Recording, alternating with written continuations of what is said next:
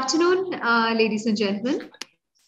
Welcome to a very exciting cross-synergy knowledge series, Understanding Blockchain and its Business Application, with renowned blockchain expert and founder of India Blockchain Alliance.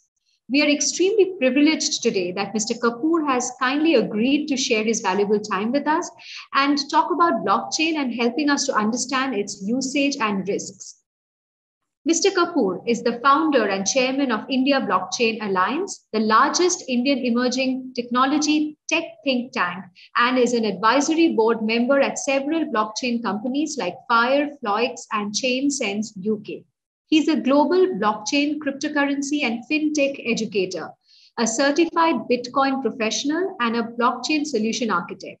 He's also the Asia lead technology and innovation at Blockspace Technologies Limited.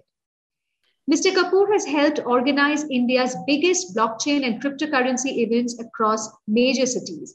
He has spoken at various international seminars and conferences across the world and is a regular speaker at prestigious tech events. He's also a TEDx speaker. Besides blockchain, Mr. Kapoor is a skilled professional in AI, robotics, cybersecurity, IoT, and cloud computing. He has authored over 15 courses in blockchain and cryptocurrency and is soon publishing a series of books in the blockchain domain. He's a regular contributor to several technology publications, including Times Tech India, NDTV Profit, Daily Tribune, Business Standard, and more. He was selected as a top cryptocurrency and blockchain influencer by Asian Market Cap this year and is a mentor to more than 20 blockchain startups across the globe.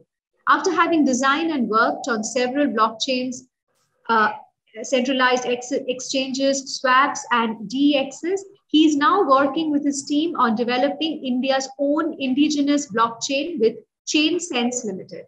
Mr. Kapoor is also working on the world's first sustainable blockchain Fire, which is aligned with UN Sustainable Development Goals. After this session today, we will have the privilege to ask our questions to Mr. Kapoor. You can either use the chat function to send in your questions, or you may click on the hand raise button, and you will be prompted to ask your question. Request you to kindly ensure that you're on mute all throughout while the session is going on. Ladies and gentlemen, we welcome Mr. Kapoor to begin his session. Thank you so much, Soumya.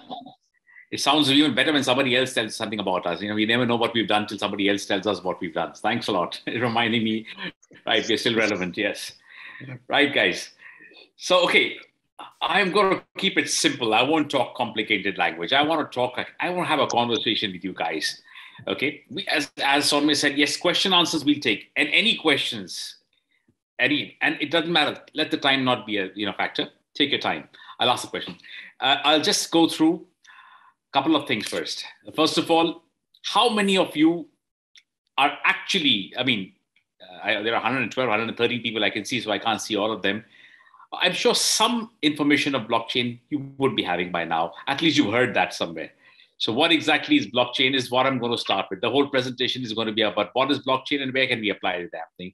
I've been in this space now for 11 years. Now, 11 years back when I started my journey, I started with investing in a little bit of Bitcoin. People call me mad, crazy, whatever. But, I started my journey with speculation. Then I realized that there's much more to the Bitcoin than just, speculation. That speculation turned to a revolution. And the revolution, my friends, is blockchain. Not only is it a revolution, it's going to be there for the next 25, 30 years. At least I'm going to die looking at it anyway, that's for sure. But at the same time, it's going to revolutionize not only the nation, it's going to revolutionize enterprise, it's going to revolutionize so many more things. We've heard a lot of terms, but today I'll come straight to the point now. I'll show you a 5-minute video first. My video sets the tone of what I'm going to speak after that. That video is 5 minutes. It asks that question. Somebody asked me, what is blockchain? Let's define blockchain first. Of course, I'll keep on telling you a little more as the presentation unravels, but that's 5 minutes first. It's going to set the tempo. So sit back and relax. I'm sure you've all had your lunch and enjoy a little session with me. I call this Block Talks with Raj. I do a show in Africa called Block Talks with Raj. I feel like we're doing the same thing right now. Right, here we go. I'm going to switch off my video and I'm going to show you an actual video, all right? And then I'll show you my presentation. Okay, guys, enough of my face, and here we go. Right, so I'm going to share my screen. Yes, I have posting rights, perfect. This video is a real kicker. Have a look. What is blockchain? Let's try and understand from a very non-complicated way, all right? Starting it now. Many people think of blockchain as the technology that powers Bitcoin. While this was its original purpose, blockchain is capable of so much more. Despite the sound of the word, there's not just one blockchain. Blockchain is shorthand for a whole suite of distributed ledger technologies that can be programmed to record and track anything of value, from financial transactions to medical records or even land titles. You might be thinking, we already have processes in place to track data. What's so special about blockchain? Let's break down the reasons why blockchain technology stands to revolutionize the way we interact with each other. Reason number one, the way it tracks and stores data. Blockchain stores information in batches called blocks that are linked together in a chronological fashion to form a continuous line, metaphorically, a chain of blocks. If you make a change to the information recorded in a particular block, you don't rewrite it. Instead, the change is stored in a new block, showing that X changed to Y at a particular date and time. Sound familiar? That's because blockchain is based on the centuries-old method of the general financial ledger. It's a non-destructive way to track data changes over time. Here's one example. Let's say there was a dispute between Anne and her brother Steve over who owns a piece of land that's been in the family for years. Because blockchain technology uses the ledger method, there is an entry in the ledger showing that Adam first owned the property in 1900. When Adam sold the property to Dave in 1930, a new entry was made in the ledger, and so on. Every change of ownership of this property is represented by a new entry in the ledger, right up until Anne bought it from their father in 2007. Anne is the current owner, and we can see that history in the ledger. Now, here's where things get really interesting. Unlike the age-old ledger method, originally a book, then a database file stored on a single system, blockchain was designed to be decentralized and distributed across a large network of computers. This decentralizing of information reduces the ability for data tampering and brings us to the second factor that makes blockchain unique. It creates trust in the data. Before a block can be added to the chain, a few things have to happen. First, a cryptographic puzzle must be solved, thus creating the block. The computer that solves the puzzle shares the solution to all of the other computers on the network. This is called proof of work. The network will then verify this proof of work, and if correct, the block will be added to the chain. The combination of these complex math puzzles and verification by many computers ensures that we can trust each and every block on the chain.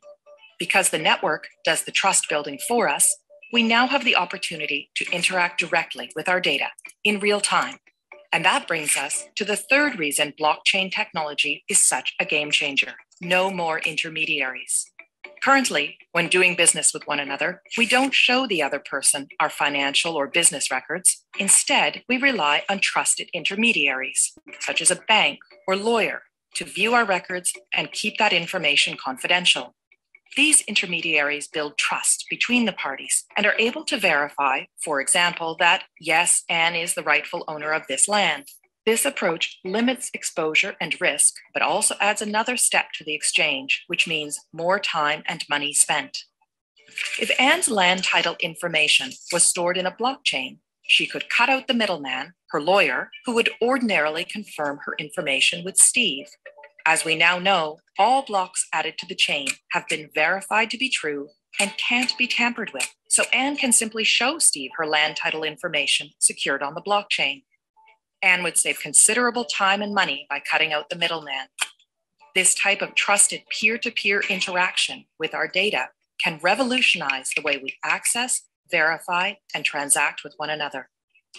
And because blockchain is a type of technology and not a single network, it can be implemented in many different ways. Some blockchains can be completely public, and open to everyone to view and access. Others can be closed to a select group of authorized users, such as your company, a group of banks, or government agencies. And there are hybrid public-private blockchains too. In some, those with private access can see all the data, while the public can see only selections. In others, everyone can see all the data, but only some people have access to add new data.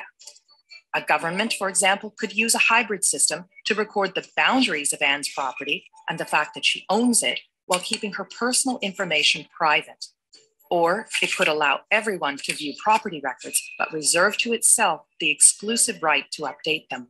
It is the combination of all these factors, decentralizing of the data, building trust in the data, and allowing us to interact directly with one another and the data, that gives blockchain technology the potential to underpin many of the ways we interact with one another.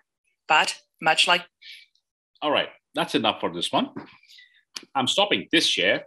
And now, whatever was said there, pretty simple, but I'm now going to explain that through my presentation. And I'm also giving a little history of how it came about and why it came about. That's also interesting. Let's check that out now, right? So I'm getting into my presentation right away. Here we go.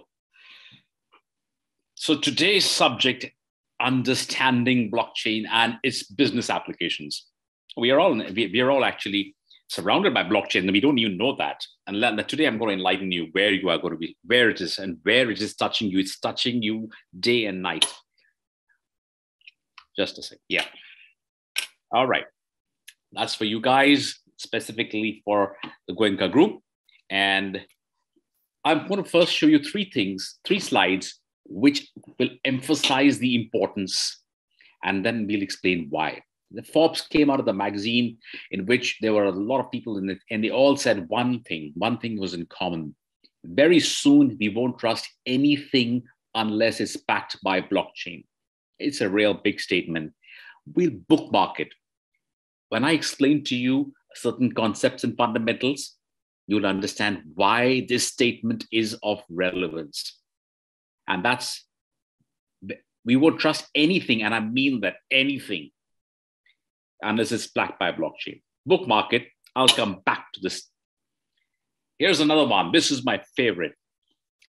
This is William O'Geyer. He is a big-time investor in internet technologies, blockchain, and young startups. And he said the old question was, is it in the database? Of course, everything is in the database, for God's sake. We're living in a digital world. We live and breathe data every day. Everything is in the database.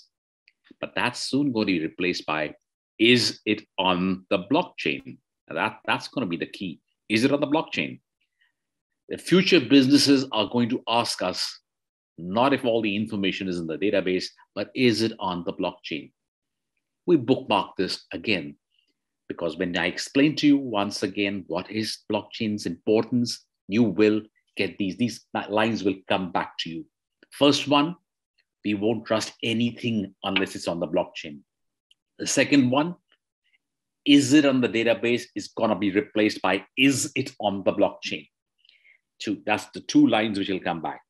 A third is, recently, we had our Prime Minister talk about opportunities in technology include opportunities in frontier technologies, the 5G and blockchain. Now, he singled out blockchain. In fact, 3 days back, he spoke at an event where he talked at the World Economic Forum, where he talked about the world should come together for the rules and regulations and compliances on cryptocurrency.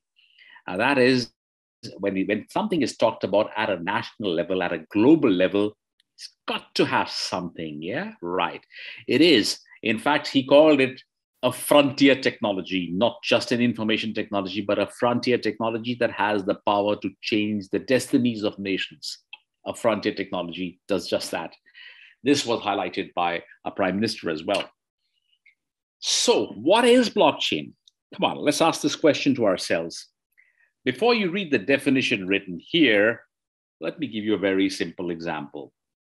We've always been told in our past, do not put all your eggs in one basket. Yeah, I'm sure all of us have heard that. Why do people say that? Guys, people say that. It's very simple. Suppose you put all your eggs in one basket, you put it on a table, what can happen? Well, somebody can steal some eggs. Some eggs might break.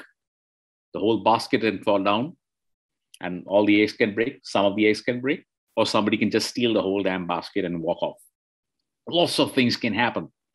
Our data is just like that. The basket is where the data is stored, and the eggs represent the data. So imagine if all your data, all confidential data, financial data, whatever data, all our databases today are centralized. Our bank data, centralized. Financial data, centralized. Our income tax, GST, everything centralized. Now, I'll tell you some fun facts. You know, guys, every day, and nobody will tell you this. We do deep dive research, so we have some access to documentation and credible documentation. And well, I won't say public all the time, but a lot of it is in public domain if you search for it. Indian banks have an average of 172 data breaches every day, at an average. I'm talking about just at an average, which includes private banks. It's a little scary, guys. Our data, our financial data is not safe. You go to a bank, right from the relationship officer, right to the IT teams, right to the GM, everybody has access to your accounts. I mean, everybody's. Frankly speaking, it's even a wonder how we are feeling. We are still not being, scammed as yet. It's just a question of time. Anyways, our data is all centralized. It's just like the egg and the basket. The basket is the centralized egg data of the eggs. Now imagine now putting your 12 different eggs, which were in one basket hitherto, in 12 different baskets, in 12 different locations, anywhere in the world. Is it going to be easy to break all, lose all, steal all? Almost impossible. No way. That's the same thing what happens with blockchain. So what is the blockchain? It is, in the simplest of terms, a time-stamped series of immutable records of data managed by a cluster of computers not owned by a single entity. In short, nobody owns the blockchain. It's time-stamped. It's immutable. And that's what makes blockchain really beautiful. It is immutable. Once an entry is in the block, it can never be altered, manipulated, or changed. And that's why the world is looking at that security aspect completely missing, because, guys, we live in a data-driven world.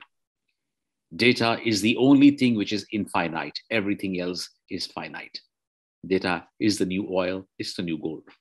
And data is the most insecure right now. The next level of crimes are going to be data crimes. They've already started. It's just a question of time before they become larger and larger, if we don't work towards stopping it. So blockchain protects that data like no other data. It has this whole bunch of different computers where data is stored, not just in one place. And it is not owned by any single entity like a Google or an Amazon or a Facebook. We don't have to rely on big tech for data. Data can be stored in all these spaces without intervention of any single entity. Thereby, there is no bias.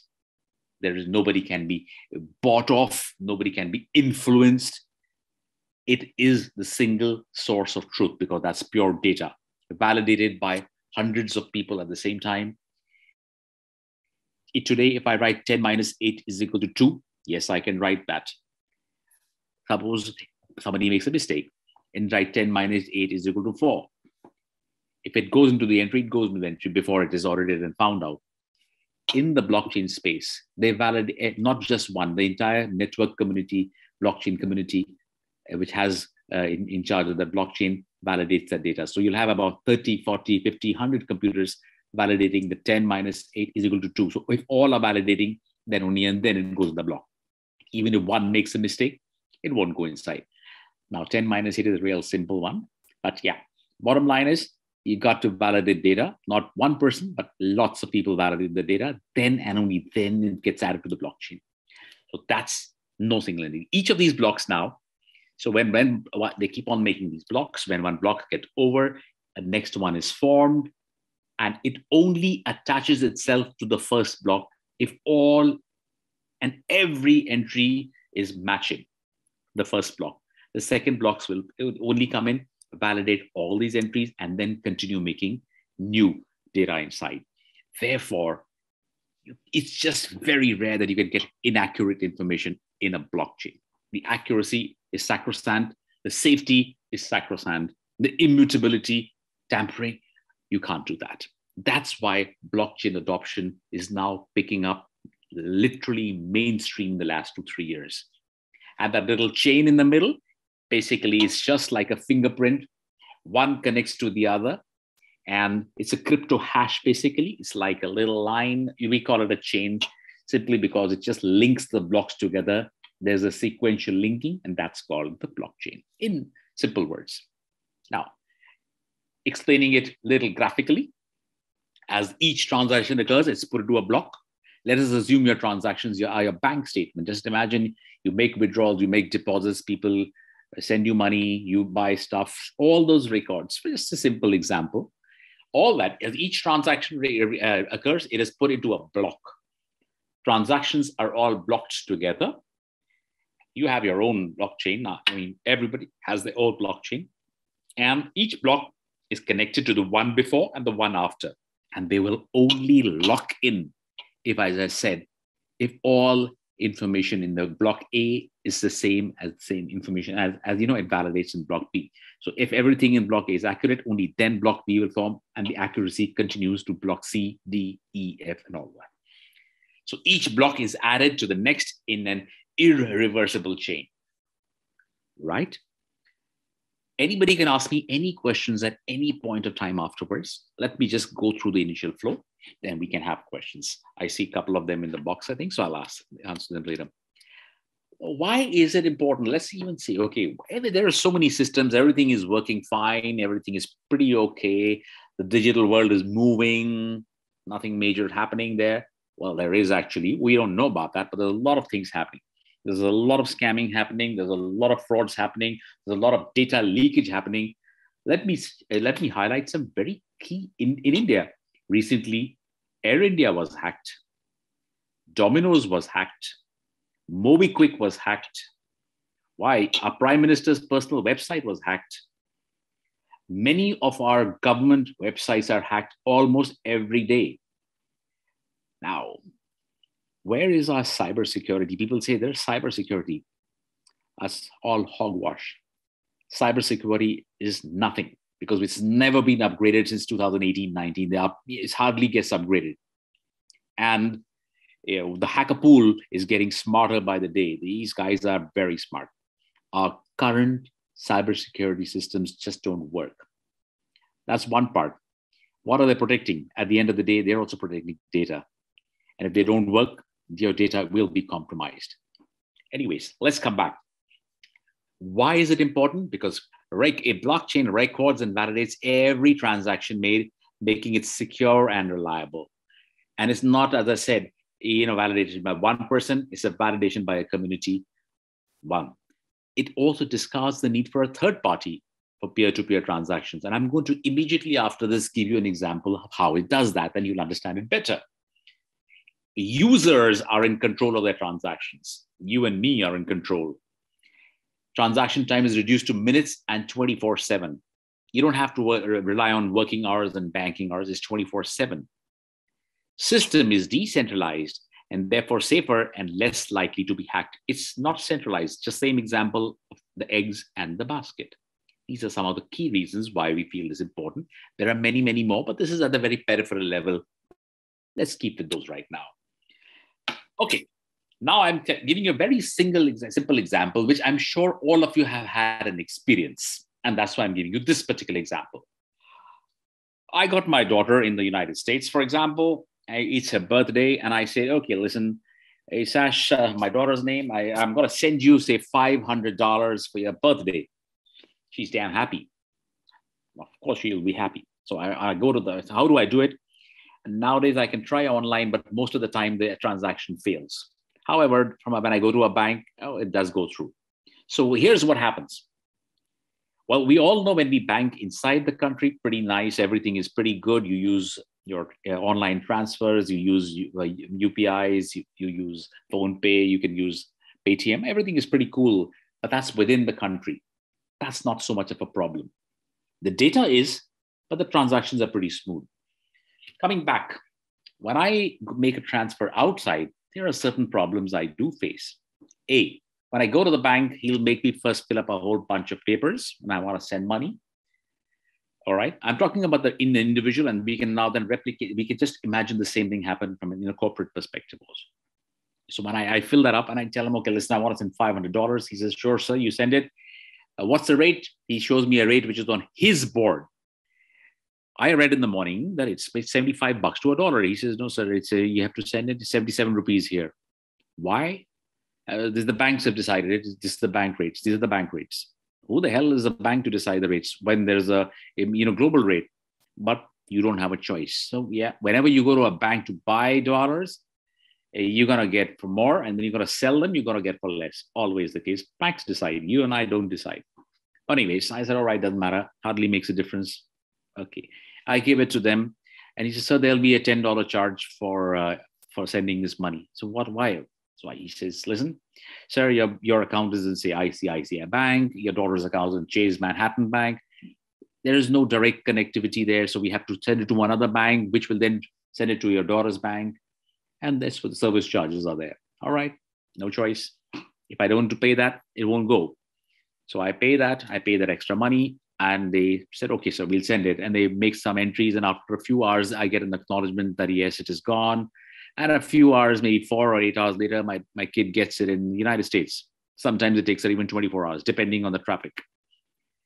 Try and send it to Africa. My God, sometimes it takes a week also. All right, what are the challenges here? A, you paid extra to the bank because the bank decides the rates. Second, you paid a commission of $10. Third, it took time. And the fourth, all that information, all that data goes into a central database right here, a cloud or whatever you want to call it. All right, that's the traditional way things are being done. Now, what's the big idea? Let's bring a Bitcoin connectivity out here. Let's bring a blockchain connectivity. What do? I go to the bank. I don't even need to go to a bank. I have a mobile phone. All cool. I don't need to do anything else. I click I open my wallet, my crypto wallet, and I just send the money without even talking to the bank.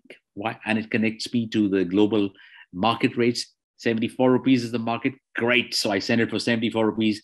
And you know what? The most important, the transaction cost. How much is the transaction cost? It becomes 1 cent. From $10, it's come down to 1 single penny.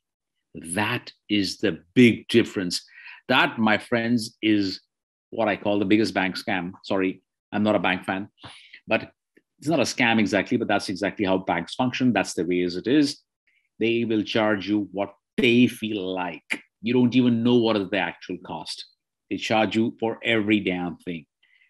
And it reaches her instantaneously. More important, that's all great, very fast, very cheap, and market rate, not bank rate. And the data gets distributed all over different nodes. If a hacker was to get information, he wouldn't know where to start. And that is also called programmable trust, because in blockchain, you can actually program that trust. And these are the key pillars of blockchain. It is disintermediated. There is no middleman. I've knocked out the bank completely. I can just do peer-to-peer, one-to-one. I don't need the bank. And that is true for any digital asset. Second, it is distributed, boom, all over the place. Third, it's decentralized. No bank owns it. Nobody owns it. So it's decentralized. And fourth, it's trustful. You can trust because you trust the system. I have a couple of boxes. Let me just check if anything here. Okay, Prabir, how are the blocks connected and interlocked? I will give you a silly question, sir. Is Google Doc sheet an example of basic blockchain? It's not, but I'll answer this. So if you don't mind, I'll answer all these questions, lovely questions. I'll answer them all after the presentation. Some of the answers you'll get during the presentation. Others I'll clarify at the end. Don't worry, I'll answer all questions. Okay, and there are good questions. They're not silly questions. No question is silly. Absolutely not. So before I take you down that journey, so this is the India blockchain journey. We must understand, we are all sitting in India. We must know what's happening in India in the blockchain space. So in short, to summarize my previous section, blockchain is data stored in multiple blocks, owned by communities and not individuals or corporations. It is immutable. It cannot make changes in a block once it is written inside there. It is accurate to the nth percent. It is trustworthy because many people have validated the same data, not just one person. It's not one person's point of view. It's a lot of people's point of view. And more important, it is decentralized. It's not owned again by, so it's completely safe and secure. Right. The India blockchain journey is a very interesting blockchain journey because that's just started about a couple of years back. 2020 was the India blockchain journey. And my God, look at it now. I will show you that. I'll take you down that little journey. So in January 2020, Niti Aayog, as we all know, the government of India think tank, they took out a paper called the Blockchain India Strategy. Now, you don't need to read this part. See this book here. You can download it from the internet, from the Niti Aayog website. It was the first foray that the government said, well, these are the opportunities we feel would have a good impact on governance. And they took out this Blockchain India strategy. What should be India's strategy? Did they ever take it on AI? No. Cloud? No. IoT? No. Robotics? No. Any other technology? No. Well, but they took out on blockchain. There was a reason, because blockchain was identified as the game changer technology of the future. So let's take it further. That was in January 2020. Immediately at the end of the month came out a beautiful document called Blockchain for Government. Don't read this white part. Don't read the big definitions. Just look at the figure on just this here. This is for the students I teach sometimes. You can read it later on whenever you like. I can share the presentation. Blockchain for Government was a very specific document set up by the NIC, that's the National Information Corporation. That is the government of India's IT arm. It's basically all the IT processes and the software is maintained by NIC. And they set this up and said, listen, this is all what the government can do. They validated the strategy and said, this is what we can do in the e-governance space for land records, et cetera, et cetera, et cetera. That was what set the ball rolling. Blockchain for the government.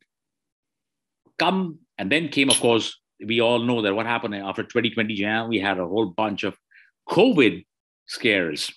Not one, but two COVID waves came. And then again in Jan 2021, before the second wave came, we had another document. And this time it was taken up by the MITI. MITI is Ministry of Electronics and Information Technology. They took out a wonderful document, National Strategy on Blockchain.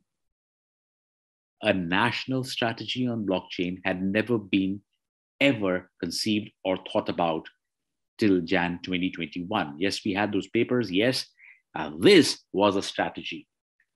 Now, this strategy really put everything in perspective. What are the sectors that are going to embrace blockchain? What are the challenges?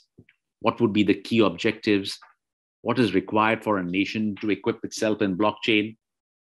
The role of enterprise, the role of private, public sector, private sector, role of government, everything is well articulated in this. However, this was not the complete document. We had another wave of COVID, and the little bit of work, that momentum which was catching did slow down a little, but it came back again with a bang in December 2021, when the same document was revisited and revised and released again in December 2021, just last month. That's right. The updated draft was put, and this identified the 44 sectors where we require blockchain interventions and the various methodologies going to be used, how are we going to have a sandbox, how do we practice it, what are the use cases, what could be the case studies, who's going to do it, who are the stakeholders, and most important part was awareness about blockchain. There is no awareness about blockchain. One of the challenges, they said, yes, while we have technological challenges, But the biggest challenge they really singled out was the awareness in blockchain. And that became the India journey. Why have I shared the India journey? Just to emphasize the fact that the papers all had one thing in common. Corporates need to be the leaders in adoption of blockchain technology. And there are going to be plenty of public-private partnerships coming in the blockchain space. A lot of them have been rolled out already. A little interesting fact, the origins of blockchain. Wow, where did it come from? We had everything moving. We had the banks functioning for hundreds of years. We had the financial system working. We had other technology systems working. Everything was seemingly working quite okay. My laptop is working, my computer is working, I'm getting my work done. So why did blockchain come? Very critical to know that, because then you'll be able to analyze what are the faults in our systems. Well, Bitcoin was born on 31st October 2008. And this happened, you know when? I'm sure a lot of us know in 2008, there was the subprime crisis. There was also a very big economic recession globally. Started off with the United States, where the Dow index crashed. Lehman Brothers, many of the corporates all went down under. They sank. Why did that happen? Because there was a huge shakeout in the financial system out there. Like it's happening now also, but there's going to be the next shakeout soon. Arbitrary decisions were being made. Arbitrary interest rates were being levied. The public was never consulted. A consortium of banks would decide everything. Now that the American public didn't take very kindly to. They pulled the plug, so to speak, and the markets crashed. The repercussions were felt all across the globe, not just there, including India. 2008 was a watershed year. And at that time, someone said, I can make a better system, guys, especially a digital transfer system where I don't need a middleman. And a Bitcoin paper was published. The key one paragraph, which I would like to highlight from this, not the whole thing, you can always download from the net and read it. It's a lovely document. It explains blockchain nicely. It says, to transfer any digital asset, we don't need any middleman. We believe and we know we can do peer-to-peer transactions. And the Bitcoin was born only because they wanted to show how a digital asset transfers from A to B without having to go through the current system like it was going through banks. There was no intermediary. It just proved that. And that was called Bitcoin. Bitcoin was an accident. The technology was about blockchain. So they wrote this. And it was credited to a gentleman called Satoshi Nakamoto. Now, who is Satoshi Nakamoto? Very interesting. 2008, Satoshi Nakamoto was the name written on this document. But there was no Satoshi Nakamoto. When people tried to find out, nobody came forward. Now, if somebody had a breakthrough technology, why didn't they come forward? Well, they wouldn't come out. You're challenging the system. You're challenging the institutions. You're challenging a bank. You're challenging a government. You'll be lucky if you're not arrested or put behind bars or questioned. Nobody likes change. Nobody likes to be shown that they are wrong. Nobody likes being shown a mirror. But here was somebody saying, well, listen, I can show you something better than your existing hundreds of year systems. I'm showing you a technology that really works. Cheaper, faster, 24/7. We don't need the banks. Well, that was revolutionary. It was a breakthrough thing. Now, Satoshi Nakamoto, as I told you, never came up, but it is a common thing, common belief in the blockchain world that there were four organizations, Samsung and Toshiba. Satoshi came from there. Nakamichi, Motorola. Nakamoto came from there.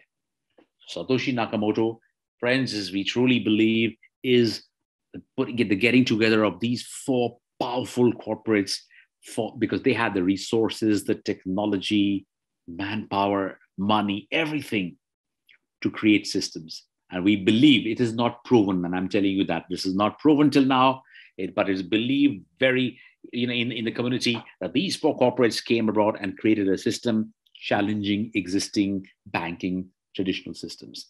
That was the birth of Bitcoin and thereby blockchain.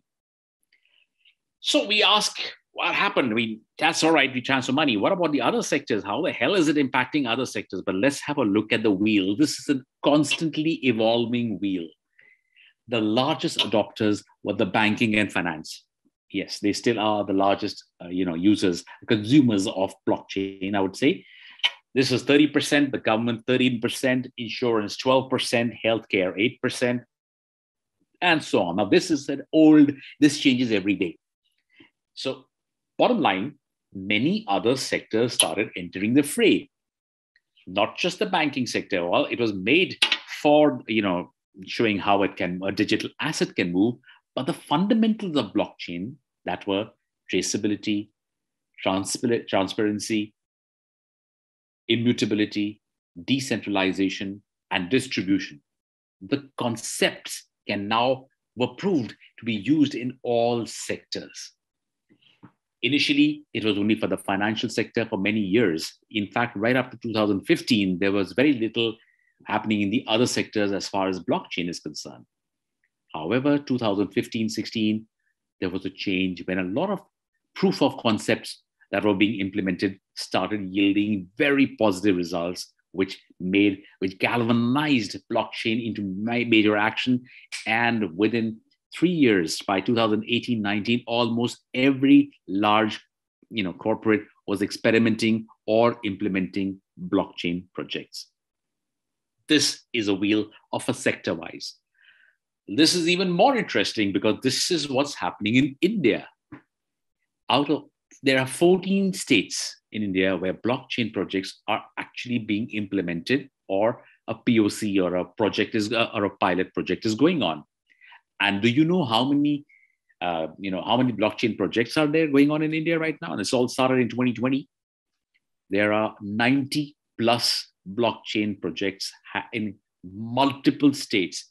In fact, where you are sitting in West Bengal, land registration, duty payments, your records management, cyber security, birth certificates, data management, all that is getting onto the blockchain. There are multiple projects going on blockchain. In fact, I've been involved in one of the projects in Durgapur on putting the birth certificates on the blockchain, plus the land registration. That's a pilot project going on. It is not rolled. And all of these are pilot projects. None of them are rolled out completely. We'll see how they get panned out. But bottom line is, we worked on the pilot projects of these. Telangana, Andhra, major leaders. Why? Even where I stay in Goa, land registry, and I'm doing this project right now with the government of Goa, along with smart policing, which has just been added. That dot is not here. That smart policing we signed last week. That also has been signed. There's a lot of things happening. And the major users in the government, major use cases are for land registry, farm insurance, and digital certificates.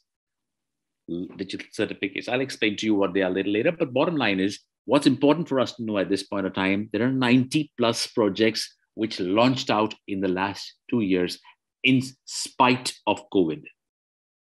That's critical. And that also highlights why blockchain has been adopted as a national strategy.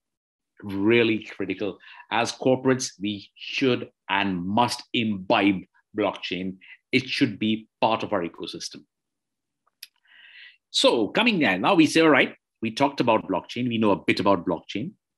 We know that there are data blocks.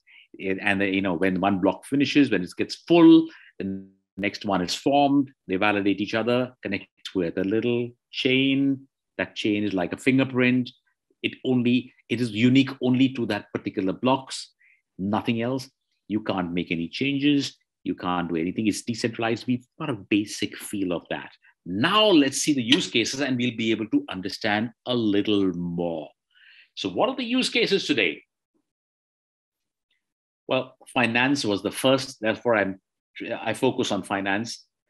I don't know how many of us know, in India, 7 private banks have moved on to their settlement systems on, the international settlements onto the blockchain. Now, when we know we have millions and billions of dollars of exports and imports, imagine the arbitrage. Imagine the amount of money we are paying in a regular system, which I shared with you in a very single $500 case study of how I send it to my daughter and how I have to pay more. That 7 Indian banks led by ICICI Bank and Axis Bank, IDBI Bank, a couple of other banks, have all moved their settlement systems onto the blockchain. Why have they done that? Safer, secure, cheaper, faster, more efficient.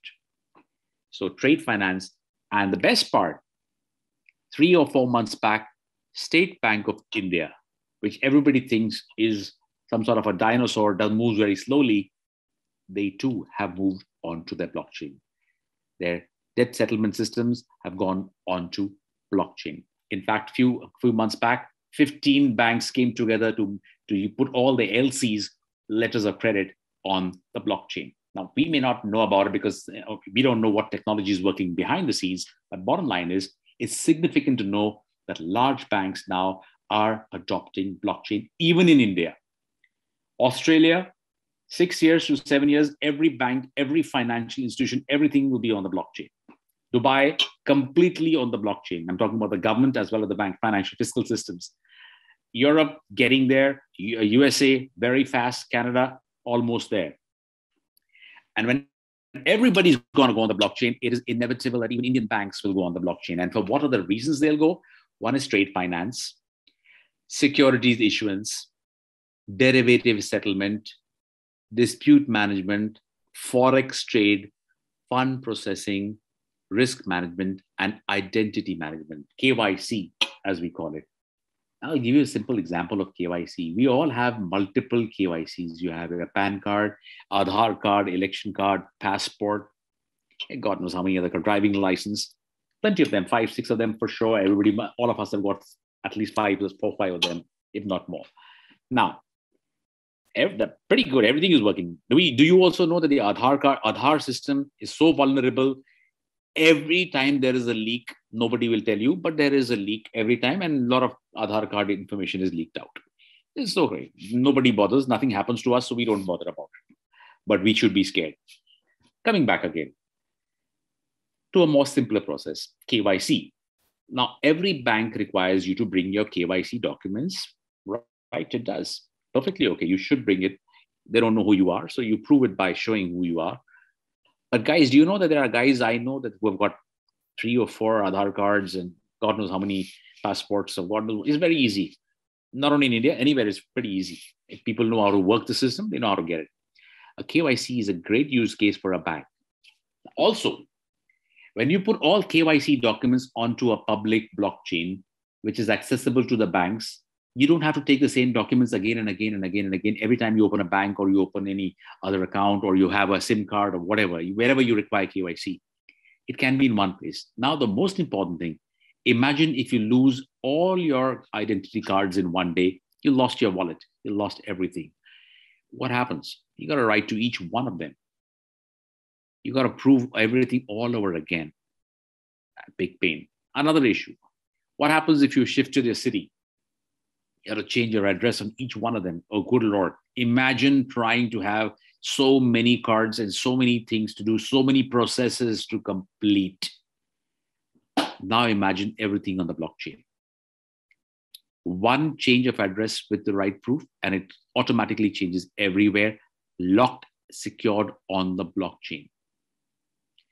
I'm telling you, if you're from a different city, you try and take a loan, auto loan or something, you'll be asked 100 more documents because your Aadhaar card says you've got a Delhi address, but you're staying in Kolkata, and your PAN, your other driving license is for Bombay or somewhere. Oh, it's a big chaos. KYC is one of the major being adopted by banks now. Slowly and steadily, all records would be put on that. So now everybody's records are locked onto a public blockchain, which is secured completely, unlike our Aadhaar and other right now. All our databases are very, very vulnerable. In fact, somebody just sent me about 3 months back or 4 months back a whole bunch of driving licenses from Pune. So what the hell? I don't want to do anything. He's asking me when I want to buy that data. I didn't want to buy the data. Why would I buy driving license data? But somebody might want to buy it. Stolen cars, God knows what else you can do. Anyway, bottom line, banks are using plenty of these. banks are the major consumers, as I told you in the pie, but there are many others. Let's have a look at some of the others. Other sectors. So we've seen the banks. Let's see the other sectors. I'll just go quickly over this, but this is just to make you understand there are the other sectors and where are they using it. These are just a few of them. There are just the popular ones, I will say. There are so many more. Let's look at the popular ones. Healthcare. As a statistic, I'll tell you, by 2025, 55% of healthcare applications will get onto the blockchain. One of the fastest moving sectors is the healthcare sector. After the financial sector, the next is the healthcare sector. Why is it that? Patient records, cold chain tracking, your vaccination tracking, drug provenance, now vaccination tracking. Imagine in the last wave when there was a shortage of oxygen, there was a shortage of vaccines, there was a shortage of remdesivir and other medicines. The previous one had shortage of masks, PPE kits, etc. Now, during that time, we had actually created a blockchain to put everything so that the track and trace would be simple, easy. We would identify the fake and the real, and we'll automatically know which hospital requires what. We had made a whole system. We had actually submitted to the government, and the government at that time didn't realize what it was, what we're talking about. And actually, it was the first time ever for a lot of us. So it didn't take cognizance of that. However, in the second wave, and with a lot of deaths happened, a lot of things happened, but it was still not deployed because we had never put the proof of concept in place. But the third one, there are 3 states in India actually distributing on the blockchain. 3 of them, distributing the vaccinations, the medicines, the masks, the oxygen cylinders, everything is on the blockchain.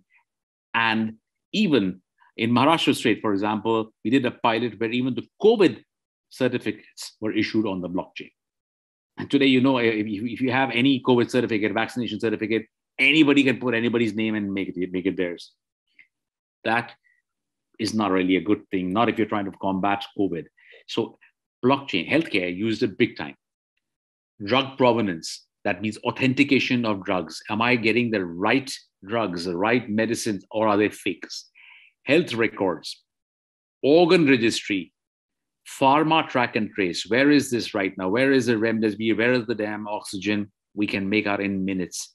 And the common database is available to all hospitals. It's a boon.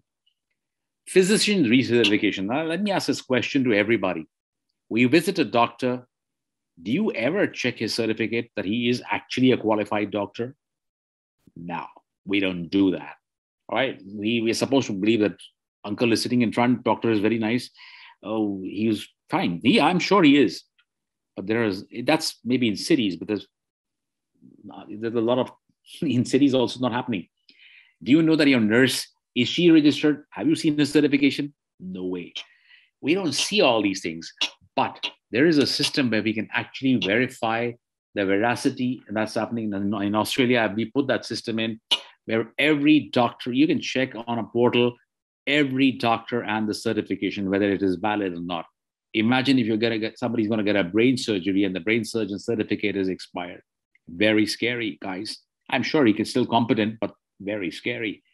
If you know it's expired, you probably won't go to that guy and say, nah, let me go to somebody who's got a little better certification or who is certified. So there's a lot of things there. Then in the insurance sector, claims management, reinsurance, insurance records, KYC, all can be on the blockchain. We are doing a project now for one of the RTOs for putting the driving license, for example, and the insurance linked to it on the blockchain. So immediately, if there is an accident, the smart contracts on blockchain start kicking in. It's a little complicated process, but yes, it's being put on the blockchain. It eliminates error. It eliminates fraud. Anyway, media, of course, the media is big. Product provenance is the content, where the genuineness of the content, IP management, infringements, copyrights, micropayments for royalties, you can call them, loyalty programs, a lot of things in the media space. And I'm talking about those happening in India now. They are not alien. They're all India-centric. I've made this a complete India-centric presentation. That's what we are doing in India. That's what I put here. In the retail section, now there's a large retail chain we are working with. We're working with Walmart. We are actually preferred partners for Walmart. We completely put that track and trace and supply chain on the blockchain. So we are doing food auditing, inventory controls, even their loyalty programs on the blockchain, supply chain traceability, which is the biggest need for the retail sector on the blockchain.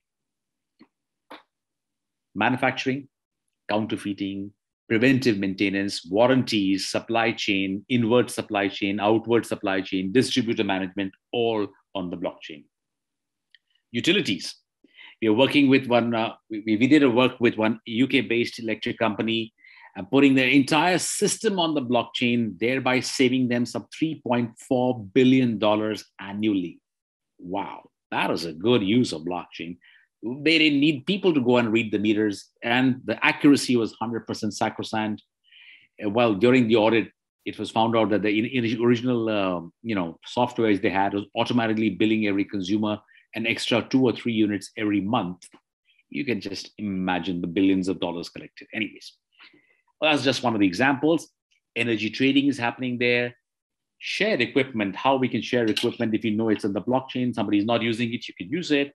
Billing, wholesale supply, everything, a lot of things on the blockchain. Transportation, tracking, we can track, not only we can track with GPS, yes, but here we can do cargo tracking. We can know whether the cargo which we place is there, tracing it, damages, ticketing, data sharing, all these on the blockchain.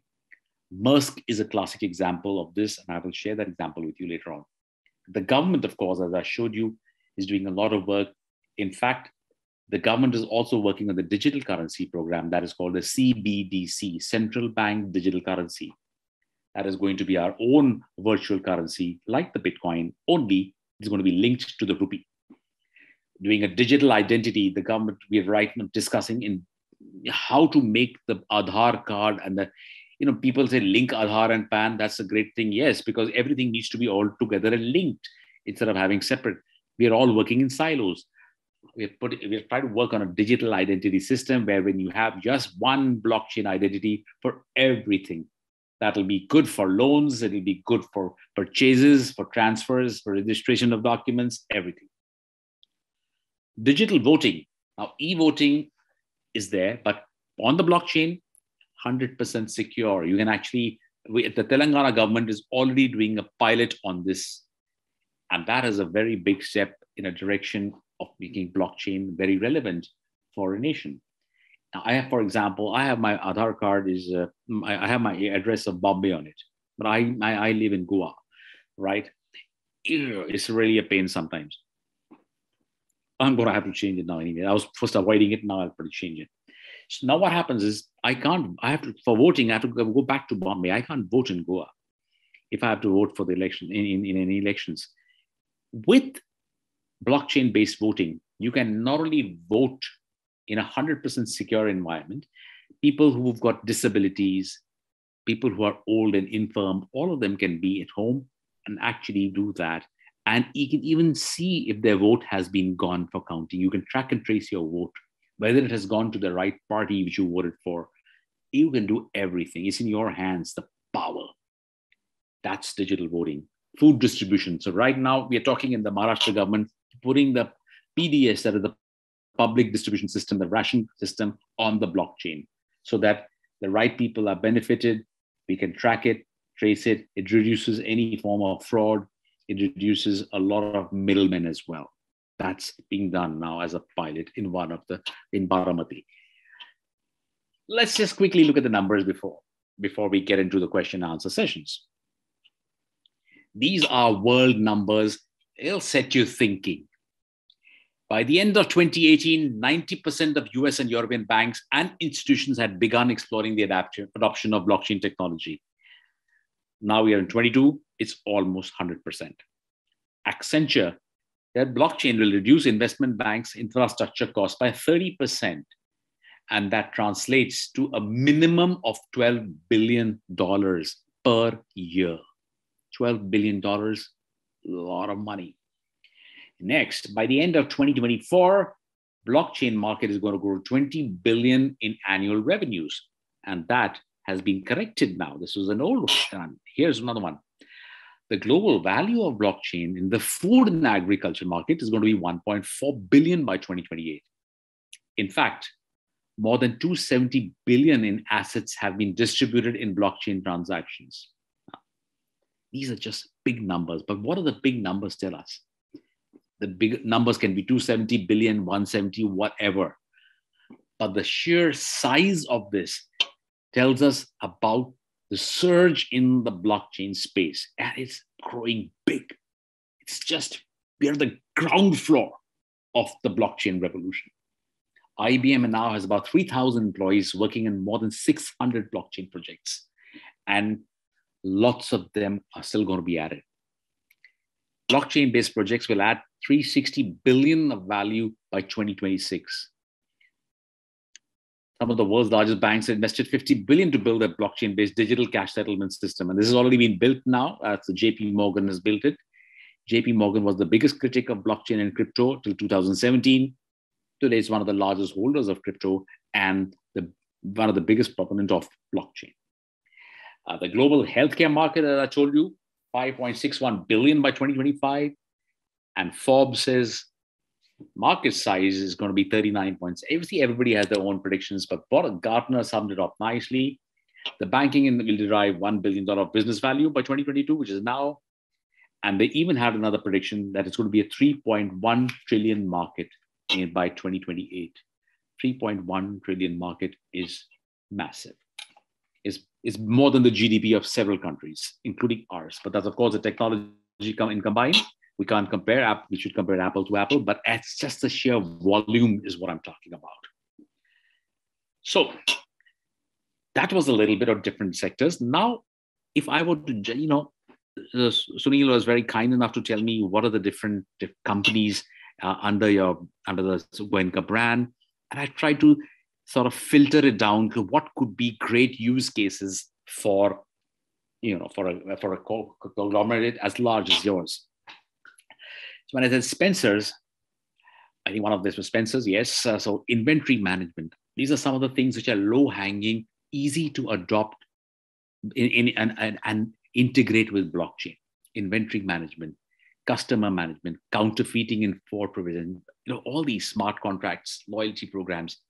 Actually, the Walmart is already doing these things. Walmart has very successfully done this. Now, I'll give you an example of Walmart. Then maybe you'll be able to tick that in. Walmart, a few years back, had an issue.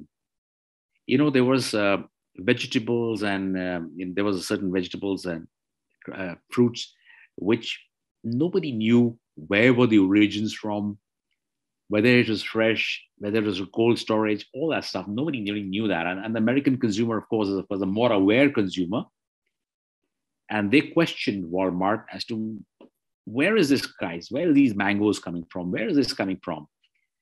So they didn't know what to say at that time because they never had an idea. They said, okay, it's coming from so-and-so place, but they were also not sure how many days for it to come. It was taking more time. There were a lot of intermediaries, a lot of paperwork, a lot of ports to clear. They put all this on the blockchain. They put their supply chain on the blockchain, right from farm to fork. Means from the time the seeds were planted to the time it was harvested, put into the warehouse, put it into the transportation, from transportation to the port's warehouse to ship to different ports, and ports to the Walmart warehouse, the central warehouse, from where it is distributed to the different Walmarts across the United States. I've just given you a few stages. There are many, many more.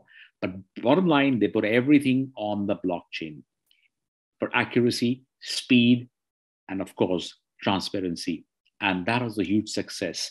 They saved a lot of money because a lot of money they figured out was going in paperwork and the associated costs with it. That said, they put everything on the blockchain very fast.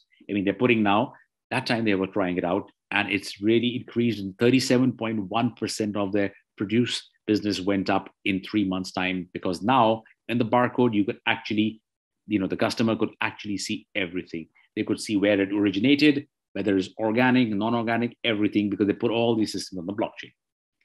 That's just an example. You have CESC, which is a utilities company, energy trading, equipment, green certifications. The whole entire billing process can be on the blockchain, automated by smart contracts. In case you have wholesale energy supply, grid management, all can be on the blockchain. Of course, each of these subjects requires a detailed session, but I'm just giving an overview today. You have your two yums, that is the FMCG section, quality checks, just your complete distributor management system, the food auditing, inventory, procurement, supply chain. Well, for any FMCG, it is must to have. There are many now working on this now. Your sports, wow, you can create fan tokens. This is a great space. There's a lot of, you can leverage sports. India is a sport loving country. I'm doing a project also I'm doing with the Manchester United. I'm doing a small project and I'm putting it, they're making NFTs for Manchester United. I'm putting the whole system on that. But that's in the UK, yes. Fan tokens we can create digital trading cards powered by NFT technology.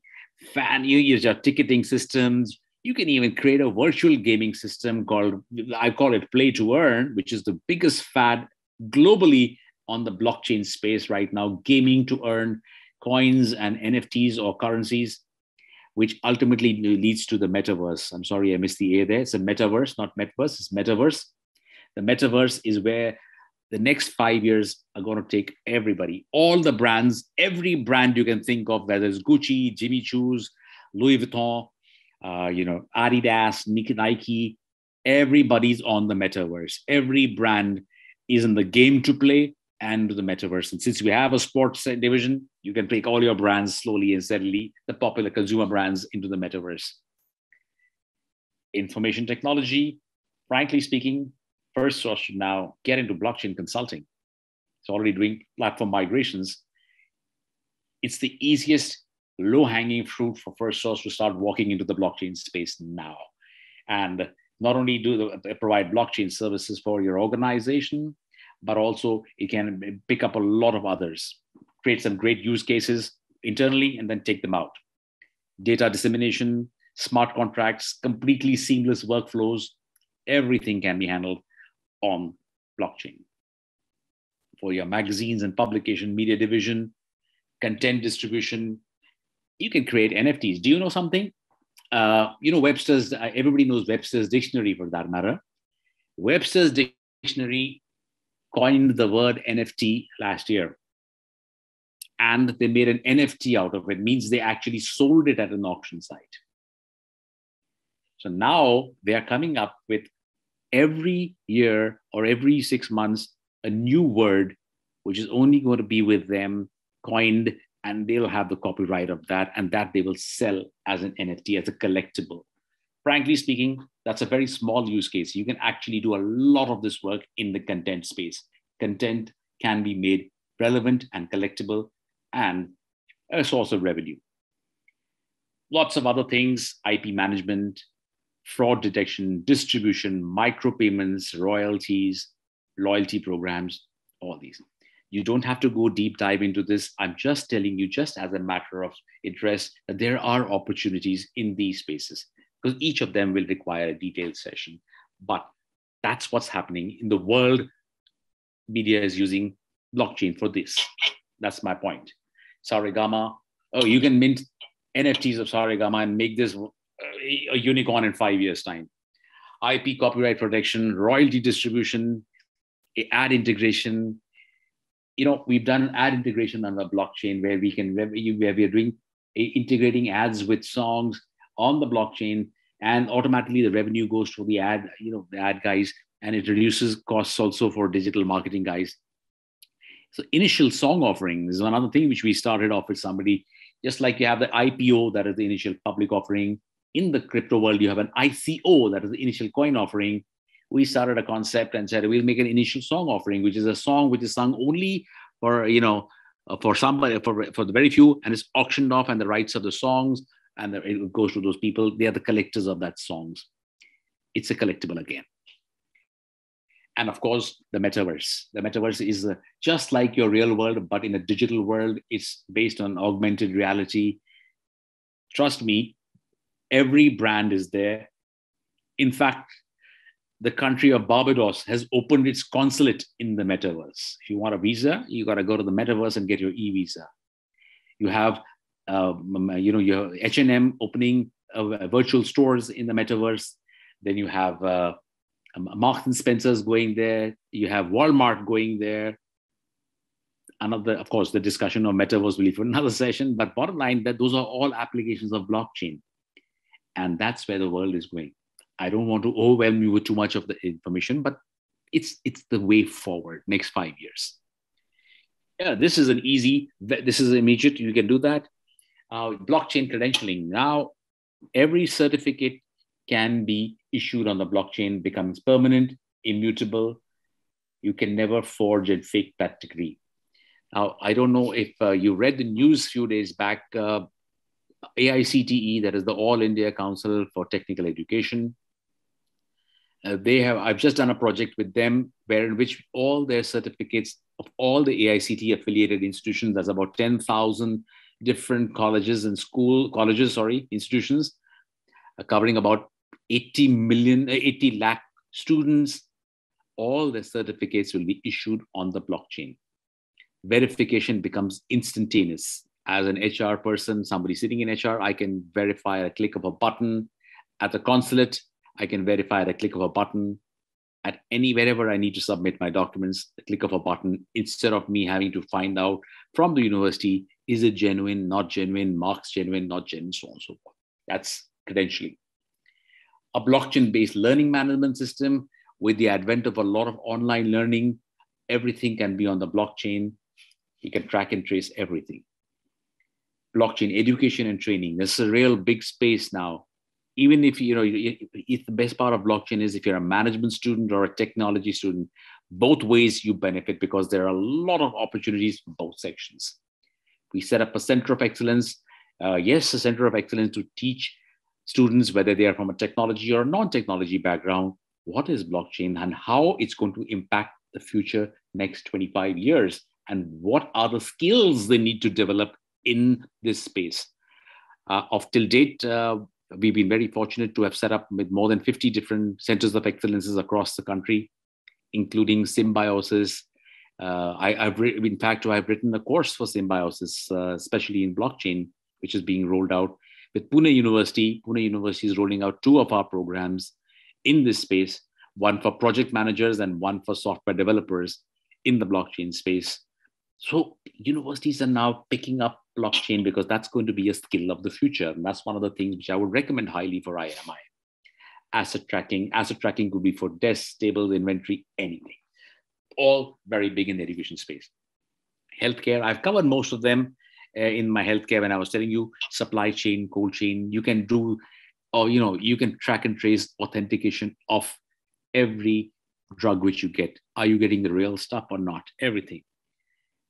All these things and much more in the healthcare sector. In a plantation, again, we use the supply chain, distributor management, export inventory, and that supply chain also. Similarly, in the manufacturing, we're doing now Larsen & Toubro is now, I'm working with Larsen & Toubro and Gammon India for that matter, putting their manufacturing processes on the blockchain. Smart contract warranties automatically, getting validated and, getting into the system. Incident management also on the blockchain. Again, each subject, each topic, a separate section at some time, but just to give an idea. Oh, sorry. You know why I didn't make this gray? Because I hope I made things clearer to you. So I've taken you out from the gray to the color. That's me. I'm stopping my sharing now, and I'm going to check out some questions. I see plenty of questions in the box there. All right. Okay, before that, I hope I was able to make a little more sense to you about blockchain than you knew before. Anything you want to add before I take on the questions? All right, let's take the first question.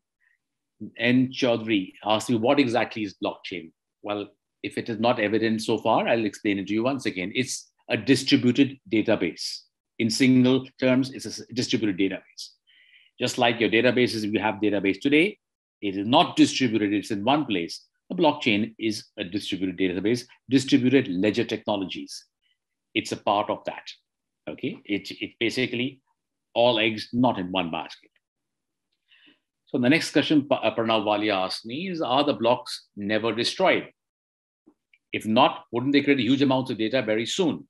Wouldn't that affect its functionality? So I'll give you that answer. Yes, blocks are never destroyed. They create huge amounts of data. Data is, you cannot, data is coming out every day, whether you put it in a block or you put it in the cloud. It's not going to have any impact on the functionality. In fact, the validation makes it more accurate. So huge amounts of data is always going to be there because we live in a digital world. You can't get rid of data. What you can do is more efficient use of data and how to securitize the data. That is what blockchain does. It's not getting rid of data in any way. So blocks don't get destroyed. Blocks can stop growing if the data of a particular company stops, just like any other database would be. There's no difference. It's just that it is distributed and not centralized. So somebody, Ratan Ghosh, asked me, it's a silly question, sir. Is Google Doc, Google Sheet an example of basic blockchain? In fact, it is not at all a blockchain. You can share it with anybody. Anybody can do whatever you want on it. You're sharing it. Blockchain validates entries. It does not share entries. For example, if I'm holding a bank account and somebody's creating my blockchain, they don't know me. They don't know whose account it is. They know the account number, which is a hash. But they do know that there is, say, 10,000 rupees in the account and 2,000 rupees check is issued. So they know 10,000 minus 2,000 will be 8,000. They are only validating that. 10 minus 2 is equal to 8. That's all. They don't know you. They don't know me. They don't know where the account is. They don't know nothing else. They just know how to validate. Therefore, they don't share anything like a Google Doc or a Google Sheet. So it is not an example of a blockchain. A basic example of blockchain, as I told you, is eggs in the basket. Okay, we have a question from Mr. Manjunath Srivastava. Yes. If blockchain is a decentralized architecture and if the fraud is democratized during proof of work, doesn't it beat the irrefutability? I just explained to you, basically proof of work is what everybody validates without knowing each other. So it's completely not that, so it's completely consensus based. And by the way, the proof of work now has been worked on, is becoming proof of stake. And there are many other consensus mechanisms coming up. But for the Bitcoin network, the proof of work is still what is being used. The next question is from Shoro Dipto. How you see the metaverse, blockchain and crypto ecosystem in our lives, and what can be the timeline of this takeover, like 2-3 years? Yeah, well, I'll keep it very simple. I'll keep it simply because a lot of people don't know much about the metaverse or the crypto world so much, and I'll keep it very simple. See, crypto is an exchange. I mean, crypto is the currency, what we call, or we can call it a unit of exchange, whatever. Basically, they're lines of code. Now, you can't spend them right now when you go to the market, right? But in the future, and the future is right, you've got about 3 to 5 years window when you will be able to utilize these in the metaverse. It's already being utilized now. It'll become more mainstream around that time. So yes, the metaverse is another parallel world which is being made in augmented reality, where everybody can create their own avatar. They can buy land. They can do anything out there. It's going to be just like what you do here. In fact, the Taj Mahal is on sale right now. If anybody wants to buy Taj Mahal, you can buy the Taj Mahal out there. And you can buy it with cryptos and NFTs. So the NFT crypto world is now going to move towards metaverse very slowly, but surely. 3 to 5 years is the window I see mainstream adoption. Next question from Kerun. When we buy crypto, we enter with balance via bank. So how can we exclude bank from to influence in this tech? After China crackdown and Indian government want to regulate crypto in parliament, and value of crypto collapse in half, how and when will the value of crypto will be influenced free from people's influence? Okay, it was in many parts, many layers. I'll take it one part at a time. The first part was, can you just see the first line? I mean, the rest of it I got. The first line I missed out. When we enter crypto, when we buy crypto, right. we went. Okay, it's linked to your bank account, right? I don't know how you're aware that there are many ways of trading crypto without having it linked to your bank account. There are plenty of other ways to do that. It is not prevalent in India because here we have a KYC, we bring in there. But in many countries, especially Africa, South America, you don't even need to have a bank account to do crypto trading. So in India, it has not yet happened. It's not going to happen in India. India is a very large country and pretty regulated. So we need to go over the regulations out here. Coming down to crypto pricing, crypto pricing. I'm saying Bitcoin pricing. Bitcoin is, according to me, a speculative asset. It is not asset backed by any project or any relevance. It's basically a community-based hype. I call it a hype. I call the Bitcoin a hype. I don't call crypto a hype. So today it's gone down less than $40,000. It's went to $65,000 sometime back. Now it's less than $40,000. See, we are all led by greed, and then we keep going following this. We don't even know why we are buying Bitcoin. We are buying it because the rest of the world is buying Bitcoin. Has anybody even analyzed what is the Bitcoin? Why did it really, what the hell is it trying to do? Or see, it's nothing much, but there are others which are really much of value. So when we look at the value, right now we are in a bear phase of the crypto market. That bear phase comes in every market, whether it's the crypto market, it's the stock market, comes everywhere. Look at the price of gold. Gold also fell hell of a lot in the last few months. So we are all going through a bear market right now. So even crypto is going through it. With the China crackdown, nothing is going to happen except one thing. The Chinese are very smart. They will distribute their assets anywhere else. They've been told they cannot mine, they can't do this. All the Chinese have settled in. I'm telling you where they are. They're in Poland, they're in Uzbekistan, they're in Russia right now. They've all set their businesses out there. They will set it up in a few months from now, things will get back to normal. It's only right now that the Chinese government is putting a crackdown because the Chinese government is taking up its own coin, its own CBDC, what they call central bank digital currency. That is the reason. They don't want all these guys. Actually, it's more of a sham than anything else, but it's being done. And all of them are relocating. Coming back to the Indian government is obviously, they're not fixed their stance right now, but they're not going to ban it. They're going to regulate it, that is for sure. There's going to be no ban on this. It'll be a regulation. And only time will tell what the regulations will be. But one thing is for sure, they have identified SEBI as the watchdog, so to speak, for crypto transactions till they have their own another body. Next question is from Mr. Surendra Kumar. What is puzzle in blockchain? Who creates puzzle for blockchain entry? Who solves such puzzle? And if it is puzzle, then can it remain unsolved? Yeah, okay, good question. This is more relevant, especially in the Bitcoin network, where there is a huge community. See, what happens is whenever a blockchain is to be created, the community, if I want to create a blockchain, I will offer it to the blockchain community. Bitcoin.org is one. There are plenty of others. It's the puzzle so that everybody has a fair chance to start creating the blockchain. Now, why do they want to create the blockchain? Because when they create a blockchain, as a reward, they can mine Bitcoins, which they consider as value asset, which is what they want. They don't take money. They're not taking this. They may or may not take, but bottom line is the more Bitcoins they mine, the more they want that. So the puzzle is like actually an algorithm which is randomized or created and thrown to the community. In the community, whichever person solves it, he and his nodes, his community nodes, will be given the chance to solve or create that particular blockchain and thereby getting a chance to earn and mine Bitcoin. Because the Bitcoin can be only gained in two ways. One, you buy it in the stock market, and one, you mine it. So this one is mining. It's like a payment for all the services rendered. So that's what they do. The more they mine, the more Bitcoins they earn. They started off with 100. It's now 6.25 for the block because it is getting halved as per this protocol. It's getting halved. 100 is 50, 50 is 25, 12.5, 6.25 now per block. It's a solvable puzzle. So it does get solved, and that's called proof of work. You have to show how you have solved it. You have to show that. Otherwise, you don't have to just copy it or somebody just texted you, this is the answer. No, you have to show your steps on how to solve it. And because it's on the blockchain, easy to verify. We'll take a question from Mr. Himadri Das. He has his hand raised. And up, yes, Mr. Das. Hi, Raj. I'm from IMI. So you talked about LMS on a blockchain. So my understanding, from before and plus what you have said, is one of the main reasons to use a blockchain is because you have trust issues. You want to make sure things are trusted.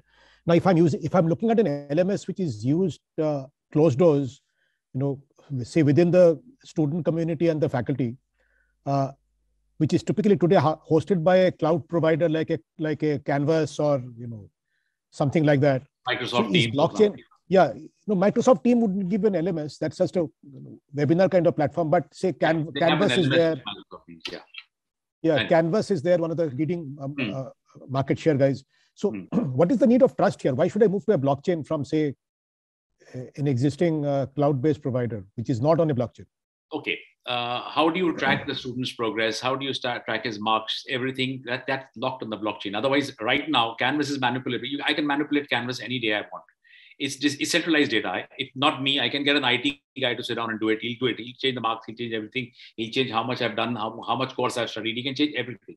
With blockchain, it just basically locks it in, nothing else. And then the certificate issued is again on the blockchain.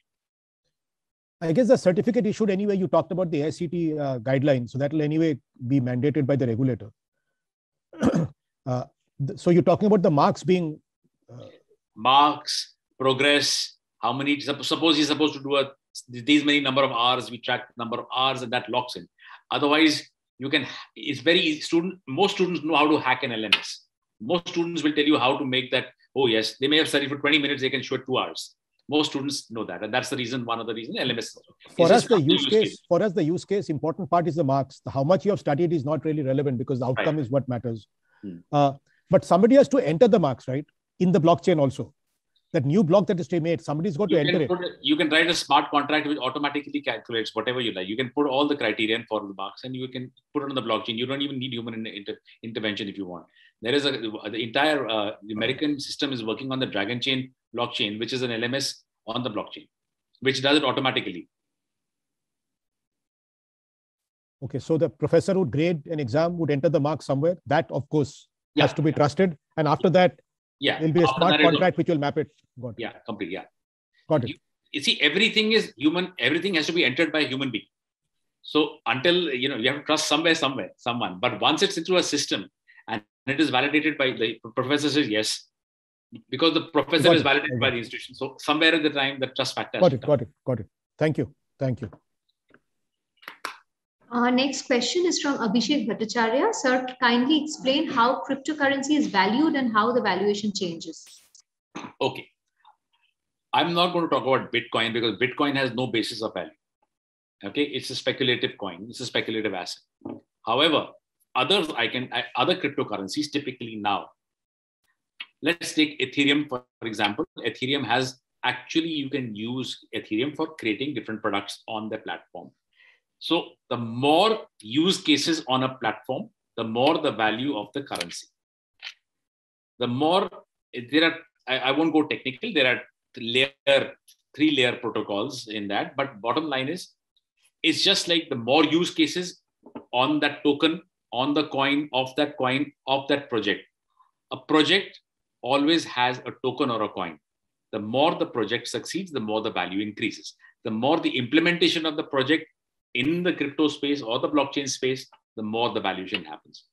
In fact, there are some very stupid coins like the Doji coin and the Shiba Inu coins, which have no value. They're just somebody's pet dog. Somebody made a meme was made into a cryptocurrency and people have earned billions from there also. That is all speculative. So let's not get into the speculative thing at all. The real things are actually use cases where whether it's trade finance, energy, anything in that space starts getting to the tokens of those that have value. So everything has, just like we have a demand and supply, we are all talking about demand and supply in economics, the crypto world has got tokenomics, the economics of tokens. It also depends on how many tokens are issued, because that is decided at the beginning of the project. For example, the Bitcoin has got 21 million coins will be issued, no more and no less. And the last one will be mined in 2040. All these are mentioned right at the beginning of the project, and that is called the tokenomics. Where are they going to use? Who's going to have them? How many will they be earned by miners? All that is defined. Once it is defined, it does not change after that. That same way in tokenomics, when you have other tokens, it is defined in the beginning that there will be this much volume of tokens, no more and no less. This will what it will be utilized for, the utility value. What will be the utility value? Is it going to solve any problem? Is it going to, complement some solution? Is it going to supplement a solution? Once that is defined, then the use cases, the more the use cases there are, the more the value increases. You use it more, you get more value. You take Solana, for example, there are a lot of use cases of DeFi systems on that is getting value. You take Ripple, people are using it for actual real world use cases, it gets value. Bitcoin, speculative. Shauradipto asks how you see the regulatory bodies in country playing the barriers in a peer-to-peer transaction. Well, regulation has to be there. I don't want to comment on the government stance on it, but bottom line is the government is going to take a strong stance on it. They want to bring in the regulations. And once the regulations come in, this question becomes more relevant. The regulations right now, as the wind blows, so to speak, is going to be handled by SEBI. Right now, they're going to be the de facto regulators till another body or a subcommittee or a sub-body is created in that. The banning of the cryptocurrency as an alternative means of currency is definitely not going to come. They will never you cannot use Bitcoin for buying anything in India or other currencies also. That will never going to happen. But every blockchain project requires certain tokens and that will not be stopped. So blockchain as a concept will carry on irrespective of any Bitcoins or speculative assets being stopped or regulated heavily. Mr. Alok Kalani asks, we hear quite often these days to invest in cryptos as a distinct asset class in addition to stocks, debts, metals, and real estate. Your views. And when do we expect a regulatory framework for trades and investments in cryptos? Okay, my views, I'm in this space. So I will always say buy the right ones, but I always study the right ones first. My views are there, buy, yes. But only allocate a small percentage of your entire investment portfolio, not more than 5% is my views to start with, unless you are really good at it, okay? Don't go for day trading. That is not going to really work for most of us. Most of us will end up losing money in day trading. So my views are, yes, it's a good asset class. It's the fastest growing, irrespective. You look at it over the last 5 years, it has given the best ROI compared to any other investment you have made, you could have made. However, my caution is always learn to swim before you jump into the sea. And that is the biggest thing. Most of us, there are 15,000 different tokens. How do you know which one is good? All sound good on paper. How do you know? Or there are ways to do that. And that's why an education in this space is really sacrosanct. That's one of the key things which is missing right now. That will also be plugged in. That's important. Second and third item would be regulations. As I told you, regulations, we don't know when it's going to come. That's for sure. It was to come in this winter session, got deferred. It was supposed to come during the budget. Again, it has got postponed. We're hopeful that it comes out in 2022. But I'm not one who's going to predict that right now. I have made no predictions on them because that's not in my hands, not in yours in my hands. It is the government which takes a stance. They have to plug in all the loopholes. I guess they know best. And I'm sure they're also asking each other the same question right now. I'm sure there are a lot of ifs and ups, but it's going to be done. I think 2022 would be a watershed year. There will be some regulations. Okay, the next question is very much similar on these lines. Please throw some light on crypto investments. So we'll just move on to the next question. Yeah. What is the basic principle on which blockchain technology is based? Distributed ledger technology. That's your one-line answer. The technology existed before 2008. The technology was always there. Timestamping has always been there, but it manifested into the blockchain systems by virtue of somebody creating the Bitcoin, which actually leveraged all that it was offered. So it's based on that. It's a DLT technology, part of the DLT system. Aditya Jajodia asks, what is your view on blockchain smartphones? If you want your wife to know what you've been doing or your girlfriend to know, it's a great thing. Otherwise, I'm not very keen on having a very blockchain smartphone. I don't know. Most of us wouldn't like it.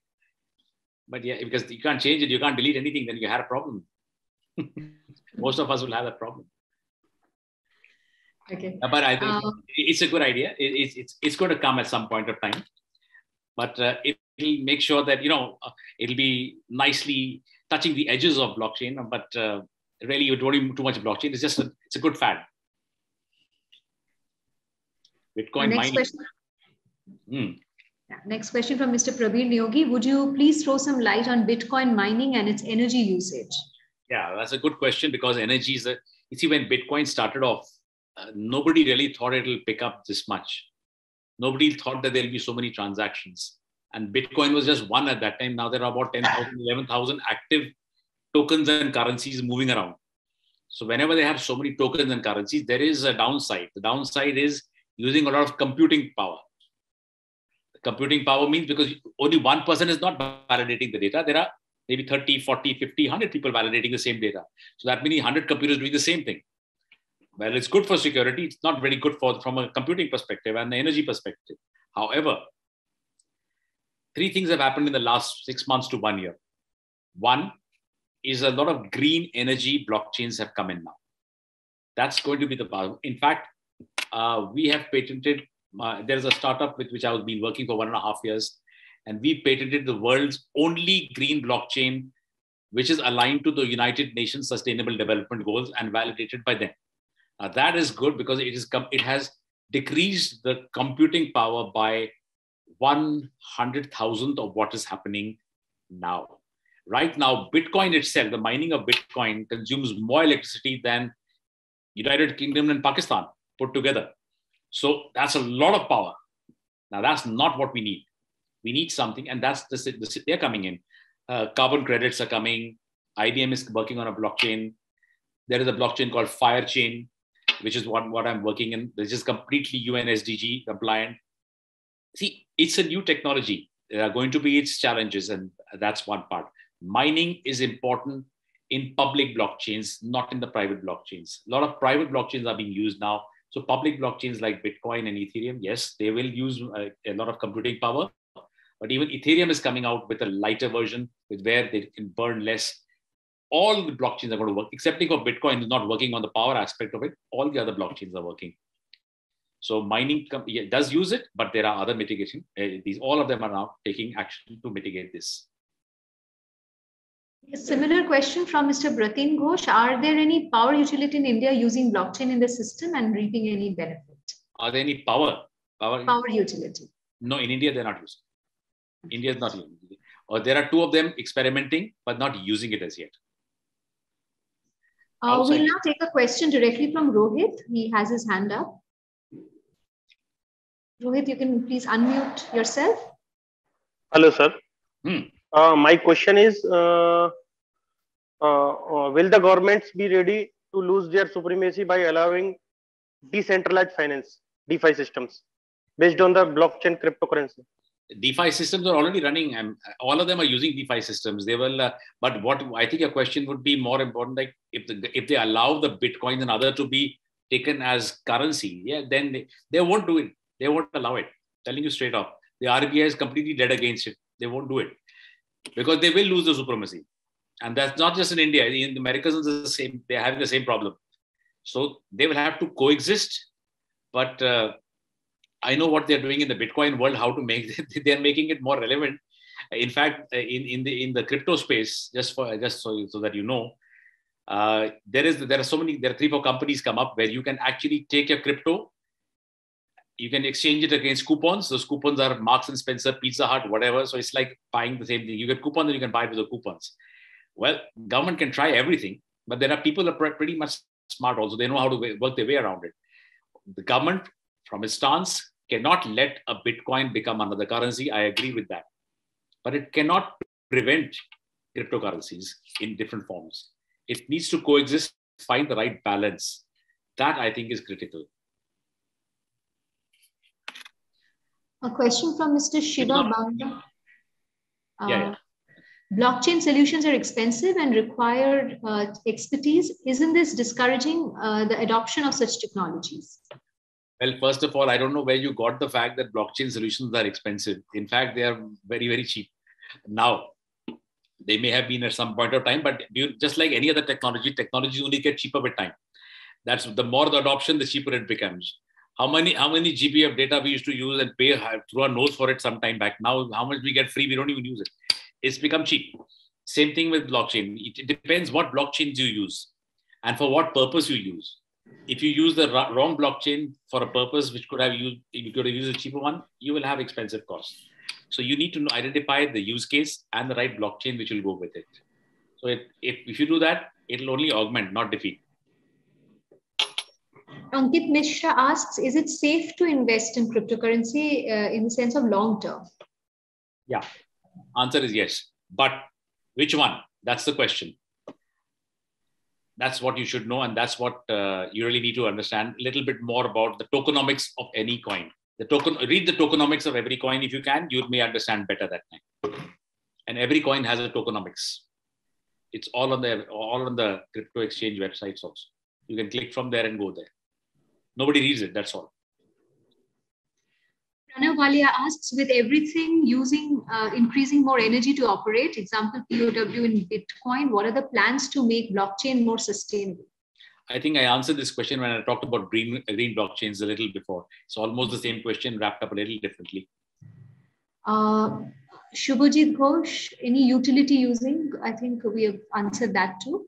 Rakesh Singh, blockchain technology is costly due to requirements of a lot of storage, isn't it? Well, how do you store your data now? Where do you store it? Same place. You'll store it in the same way. There's not going to be any difference, right? It's only going to be distributed, that's all. It is not going to be expensive. If blockchain technology was expensive, we would never have the likes of Musk. We would never have the IBMs. We never have the JP Morgans. Why would the banks use it? It reduces cost, not increases the cost. I just give you an example. Banks are saving $12 billion minimum a year on infrastructure costs. How would they do that if it was expensive? So the answer is, it is not expensive. As I told you, you must know which blockchains to use where. You can't put a square block in a round hole. You have to find the right fit. That's the secret of blockchain. The secret sauce of blockchain is only understanding which blockchain to be used and when to be used. That's all. Not every blockchain is expensive. There are so many side chains. There are a lot of side chains where you can do everything and then load it onto a blockchain, bring down the cost by hundreds of times. So you must know how to use the blockchain. That is important. Professor Sangram Jena asks, just like fly by the night IT companies in 2000, can we expect same crypto assets classes? Yes, of course. There are plenty of scams in this space also. There are so many of them. I know right now also I can see the market and say that at least 30-40% of them will not even last till the end of the year. They are. And that's why I said education about it, learning to read the white paper, the light paper, and the management team behind it is very critical. It's just like any other company. You need to know as much as possible. And because it is a young technology, new technology, a lot of us don't know how to read the right things about it. It's just a question of time before people start learning how to do it. Then it'll be a better thing. But right, you're right. There are many scamsters in this. It's like any other space. They are everywhere. Question from Manoj Jain. When we talk about decentralized ledger, then who is owning these systems, or are we using systems owned by various service providers on lease sound?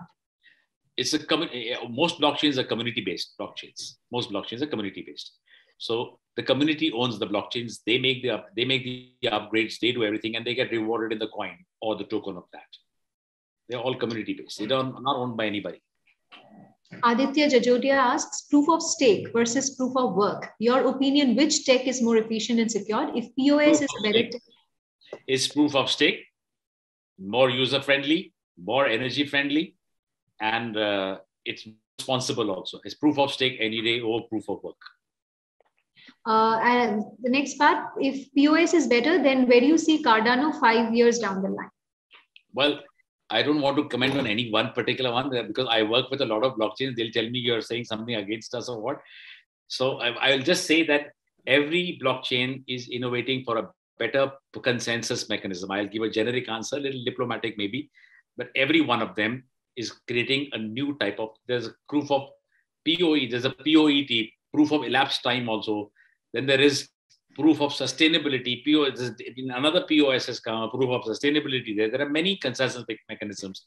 So whether it is Cardano, whether it is Ethereum, all will try and find the right fit for it. They're all at a very nascent stage right now.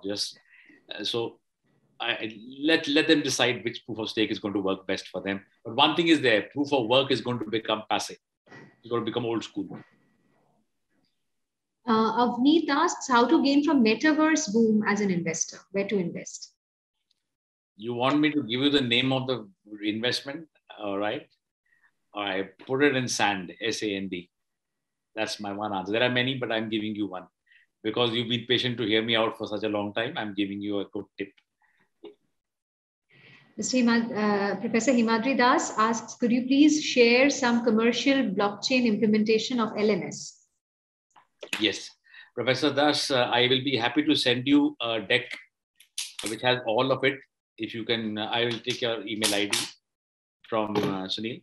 I will send you a deck which has got a lot more. It's too little a time to explain every aspect of it, but I will send you a deck and then you can always have a one-on-one anytime. I will send you a deck with what is the features and what we can do with it and how the implementation and seamlessly how it can be done. Shubha Prasanna asks, are there any downsides of NFTs? What does the future of NFTs look like? Okay, downsides are there of NFTs. Yes, I'm not going to say NFTs only upside. The downside is, what are you going to do with an NFT as of today? After you bought a collectible, what are you going to do with it? Are you going to display it somewhere? Suppose digital art, what are you going to do with it? A lot of people ask that question. Those who are collectors don't ask that question, but those other people say, "Ek baar ho gaya, then what?" Now, the NFTs are not only going to be used for digital art or collectibles, it is going to be many more practical, real-world applications in the enterprise sector. A classic example is mark sheet. A mark sheet is an NFT in its own way. You can never have the same one for everybody will have a different one. No two people have the same one. So there is an NFT will be slowly used for other things, real life applications. Also, the NFT is going to be tradable in the metaverse, and then it will have much more use than it has now. NFT market is going to only boom now. It is not going to go backwards. The reason is very simple. Many more people, many more systems are coming onto the NFT metaverse. With the metaverse coming, NFTs are becoming more relevant because there is the play to win. Sort of a lot of games are being created in which they're giving out NFTs, just like you play Candy Crush and you get points, etc. Similarly, you're getting NFTs here, which are encouraging them to buy either games or more versions or lives or whatever, and that they can also spend in the metaverse. So the whole thing is being linked. It's all on the blockchain. That is the common factor, is the blockchain is the layer, and all these are being built on that. So good, long NFT trends are going to happen. It's just the beginning. This year is going to have much more volumes than last year. The volumes are massive in January, in spite of the bear phase. Two more raised hands. Mr. Shubhi Roy Chaudhary, kindly unmute yourself. Good evening, sir. Very good evening. In the world of international business, when do you see that we can use blockchain to do away with this cumbersome process of moving physical documents? It's already being done in many places. There are many, what we call asset tracking. The asset tracking could be paper also, it could be documents, it could be anything. In fact, there is a company which is even creating the world's only email block on blockchain. So I see blockchain getting mainstream in another 3 to 5 years. But the process has to start now, and it's already started.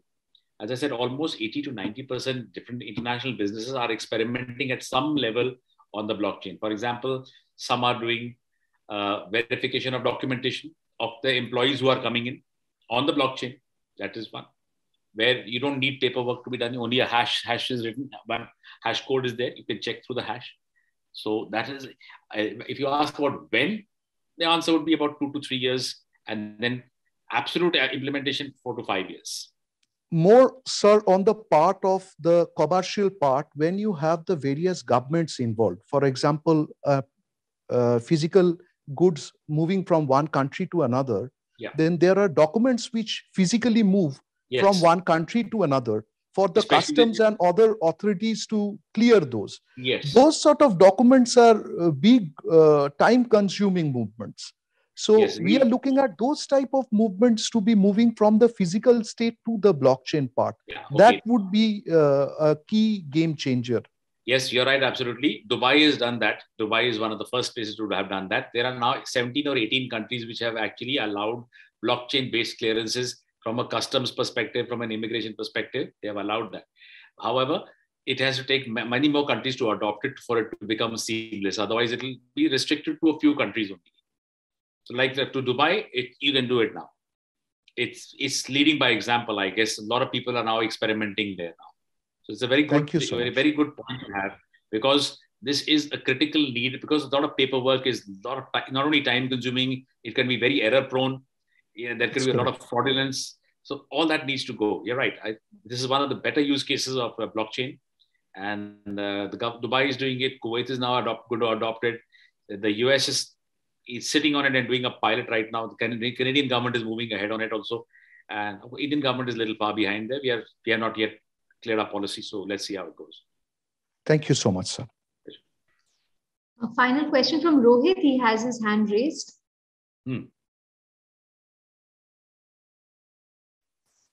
Sir, what is the difference between proof of work and proof of history? आपको ये मैं बताऊंगा तो हम सो जाएंगे सब लोग यहाँ. आप मुझे अलग से पूछेगा, मैं बहुत कम लोग यूज करते हैं. Very few people use proof of history. Proof of stake, we already know that you stake your coins and then you get the opportunity to solve the puzzle. But proof of history is a fad, more of a fad. Not many people are using it. In short, ज़्यादा चाहिए long answer चाहिए तो मेरे से direct आप बात कीजिएगा. आपको मैं पूरी स्टोरी बताऊंगा इसकी. नहीं तो हमारी यहाँ हिस्ट्री क्लास हो जाएगी सबकी. Mr. Kapoor, before we close, I would like to inform that we have the head of our sports business, Mr. Raghu Iyer, who's joined in today. So I would like to ask him if he has any comment or he would like to say something about today's session. Mr. Iyer? Every sports person is going on the blockchain now.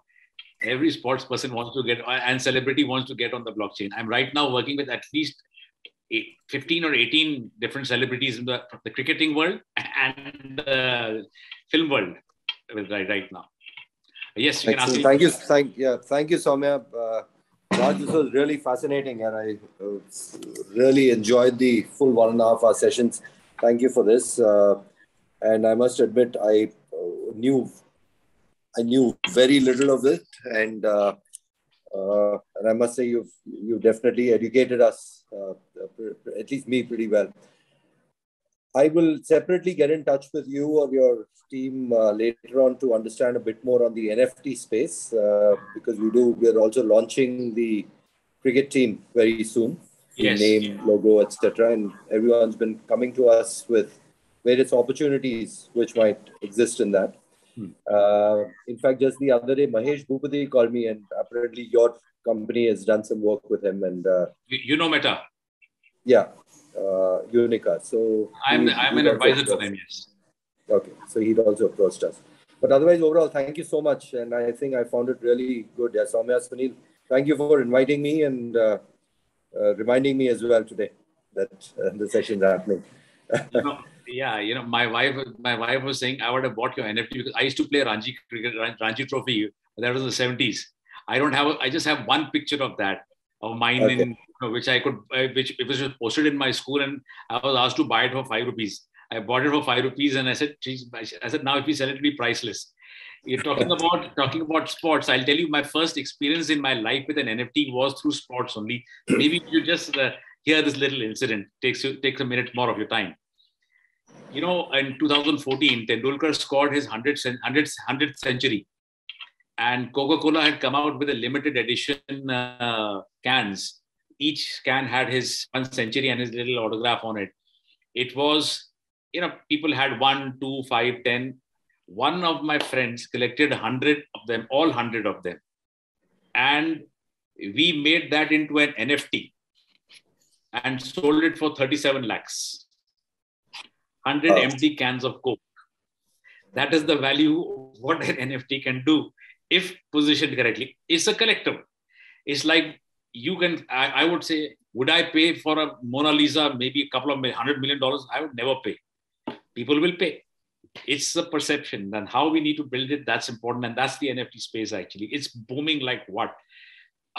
Trust me, I don't know how many sports people are into this now. Some of them will fall by the wayside because they really don't know how to do it properly. It has to be done in a literally like a corporate, it has to be corporatized, and then it'll work.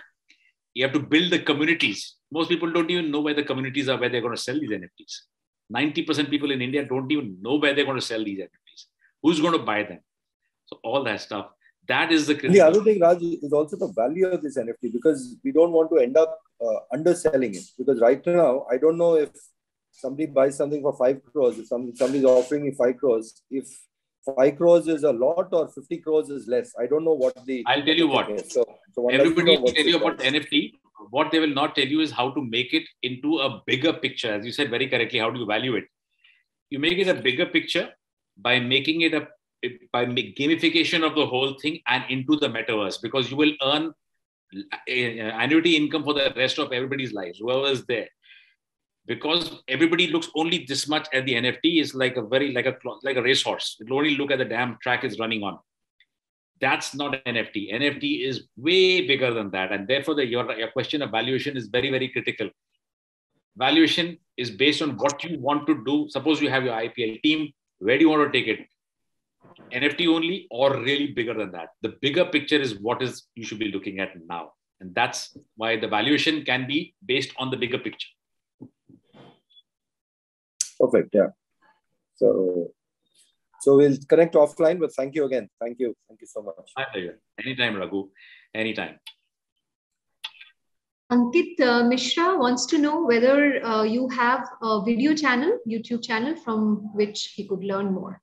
Well, I am more on the LinkedIn space. I have a LinkedIn page. I have India Blockchain Alliance. You can follow it there.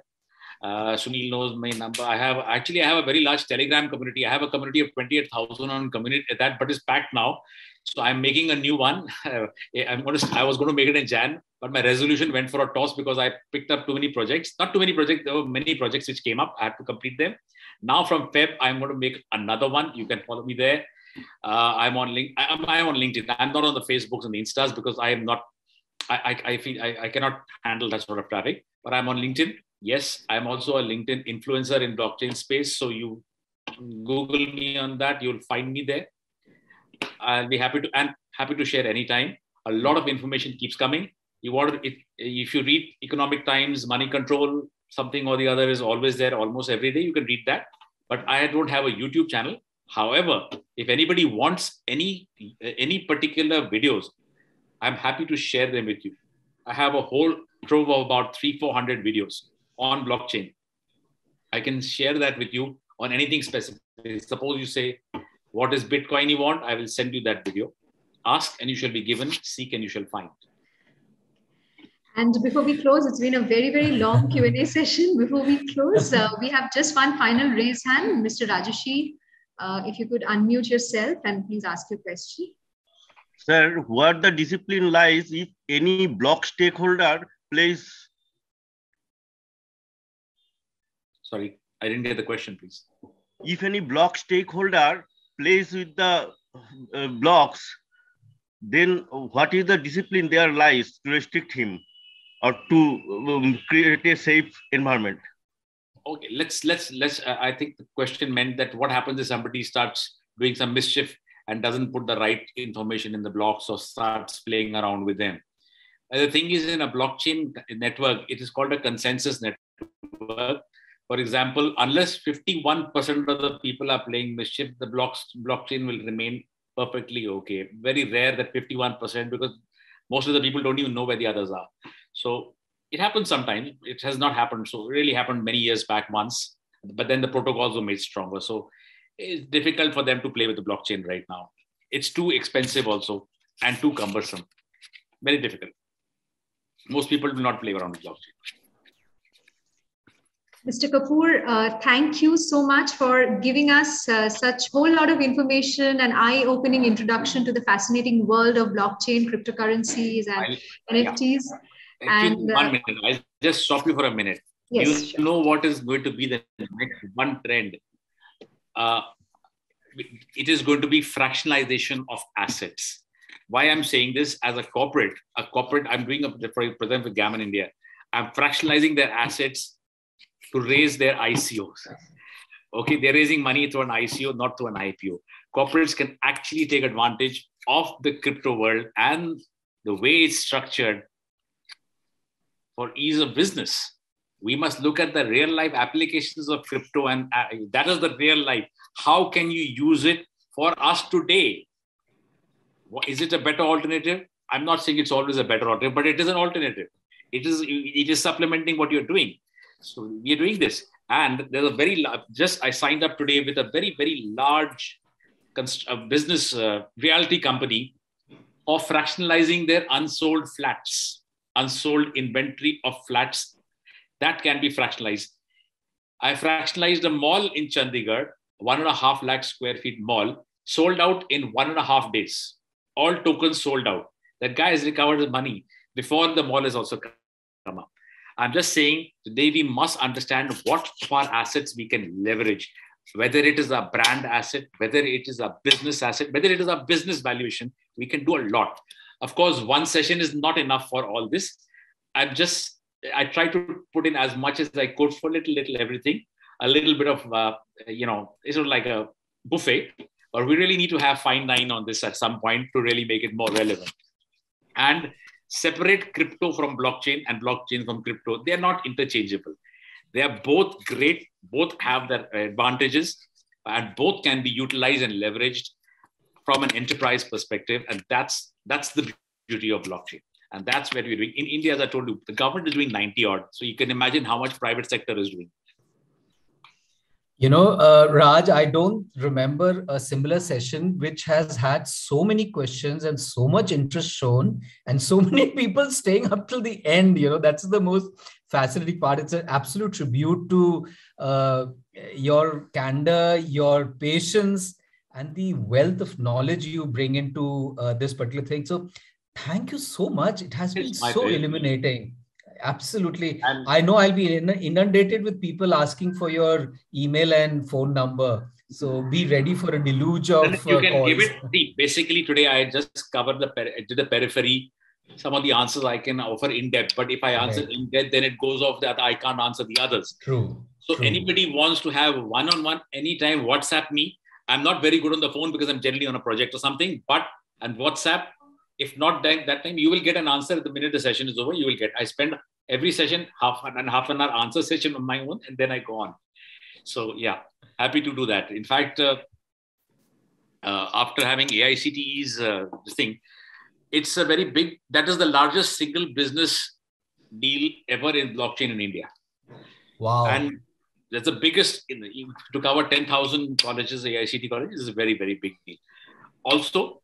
For one of this particular very large business house, which is into real estate, fractionalizing their assets of 1,500 crores. 1,500 crores of their assets are going to be fractionalized, and they're already pre-sold. 25-30% is already pre-sold just on the announcement. That is the power which this domain has brought.